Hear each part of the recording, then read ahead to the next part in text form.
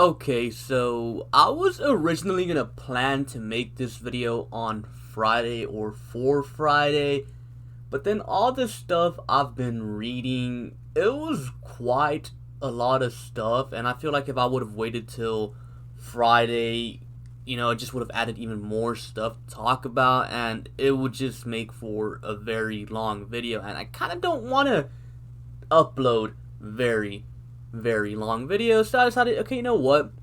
I'm just going to talk about what's been happening right now, and then if anything significant happens, during the week, then I'll talk about it on Friday, and I'll make a part 2 to this video, and you can probably tell by the title already, training camp. Now, let me just say this. Everything you hear or see about Texans training camp, take everything with a grain of salt because you go read a John Harris article and it's a bunch of positive things, and not everything is always all sunshine and rainbows, so take everything you hear with a grain of salt. Keep in mind, it is just training camp, so most of the stuff I'm about to say is mostly good things. Not many people really put out the bad things. Now, in case you guys want to stay up to date with this kind of stuff, I suggest you go follow Aaron Wilson on Twitter, follow Mark Berman on Twitter as well, follow the good people over at Texans Unfiltered on Twitter. I know a lot of you guys are looking for some new follows on Twitter since the whole nasty incident with Pat D Stat came out. A lot of you guys are looking for other people to follow, and I highly suggest these Texans Unfiltered guys, you go follow them, whether it's Young Ari Gold, whether it's Patrick Storm, or Texans Thoughts. They either post a bunch of stuff on Twitter or they're retweeting a bunch of stuff on Twitter as well, involving training camp, so highly suggest you go follow them as well. And of course, follow myself at Mr. Mediocre _YT. I do retweet some stuff every now and then. Not as active as I once was back then, but I need to get back to it. But, I'll retweet things here and there as well. So yeah, if you guys are looking for some follows on Twitter to keep up to date with the whole Texans news, those are some people you guys can follow. Anyways, let's get to these Texans training camp notes, news, and they're kind of going to be jumbled up all over the place because, I've been kind of listening to stuff I've been hearing and seeing as the days have gone on with this whole padded practice thing. And, let's just get right to it. Kiki Qt. Apparently, he's actually been looking very good. Not only that, apparently he's also been doing a good job returning kicks and punts. So, if Kiki can, be our return man, whether it's punt returns or kick returns or both, that could mean the end of DeAndre Carter. And the end of DeAndre Carter would be a very good thing, in my opinion, because I do not like him, and I swear I am not just holding a grudge because he fumbled in the playoffs against the Chiefs. No, yes, it's part of the reason, but he wasn't a good returner last year. Next thing, Chad Henson, wide receiver, number 17. Apparently, he's been looking good. Yeah. I know if you're one of my stream viewers, we kind of made a meme about Chad Henson. Oh my god, Chad Henson's the next D-Hop. Hey man, maybe Chad Henson is the next D-Hop. No, again, it's just training camp. You're mostly going to hear good things out of training camp.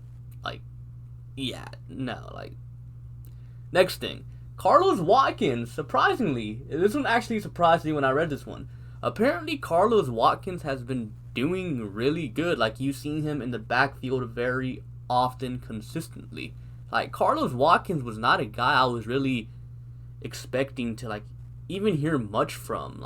Since we drafted him, he's kind of just been an afterthought. And honestly, coming into this year, I thought Carlos Watkins was just going to be a on-the-bubble type of guy, could make the team, might not make the team, but hey, he's apparently doing good, and, that's good for him, Next thing, Jordan Thomas, tight end. Apparently, he's been looking very good, and he's in very, very great shape. So, yeah, that's really good. I mean, a lot of the things I'm about to mention involve players being in great shape. Keep in mind, they just now started practicing, or at least in pads, and it's just now being opened to the media, because they have been practicing for a while with no pads, and the media didn't have access to it. But now media finally has access, so now we finally know what's actually going on out there. Next thing, David Johnson, in very great shape. Some people have even said he is the Texan that's in best shape out of anyone except probably John Weeks. But yeah, apparently he's in great shape. Apparently he looks quicker and faster. Now, you guys know me. Never been a fan of the whole David Johnson situation. Do I think he's better than Carlos Hyde? Yes, but that's only because he is also a threat as a receiver.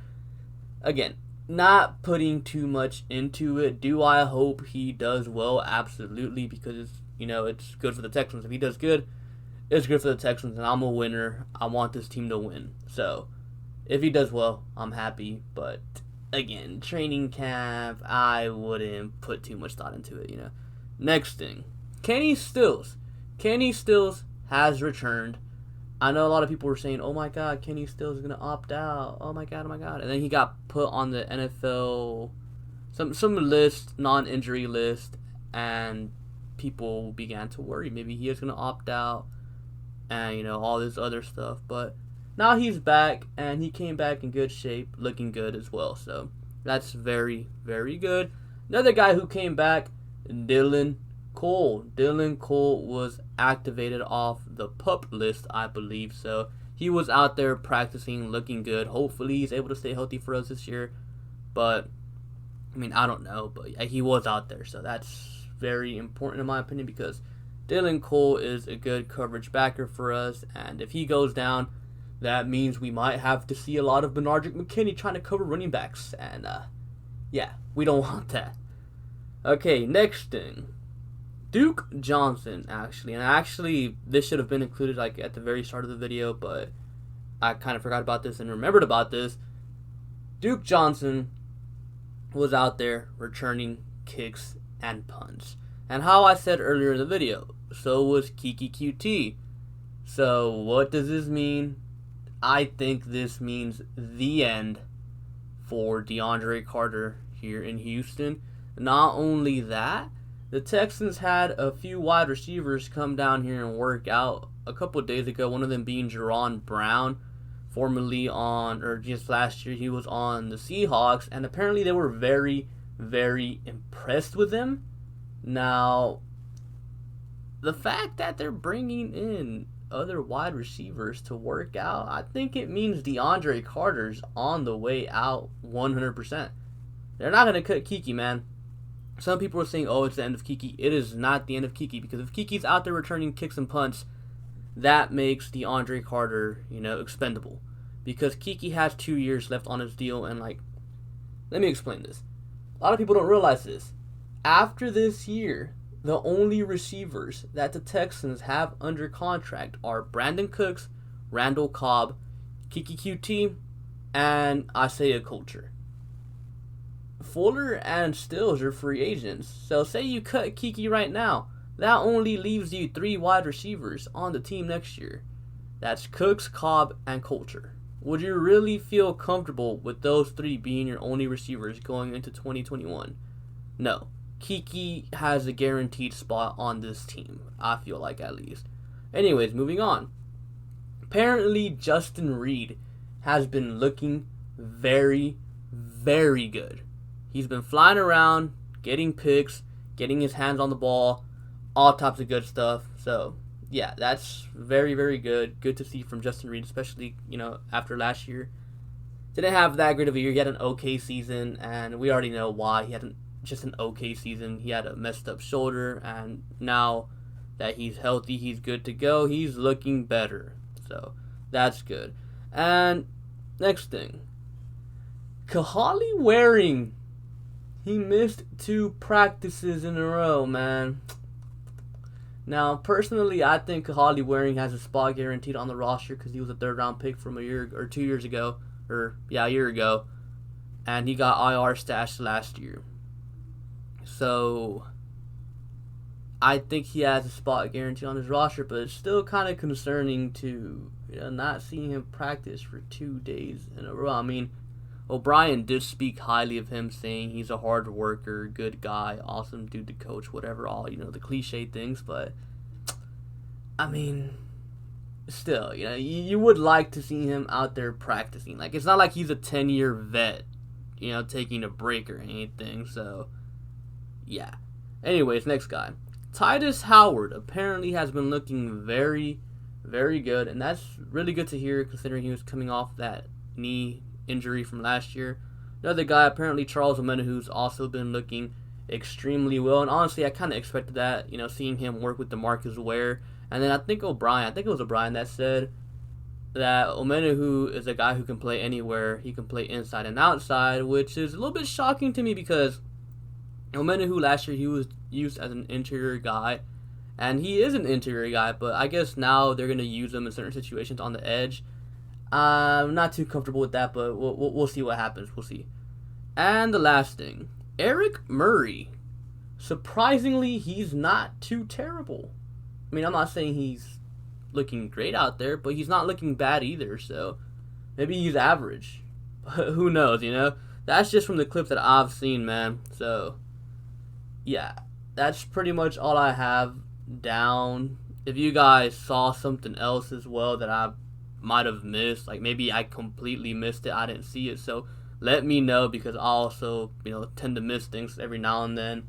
And yeah, be sure to like and subscribe. Thank you for watching, and I'll catch you guys later. Peace.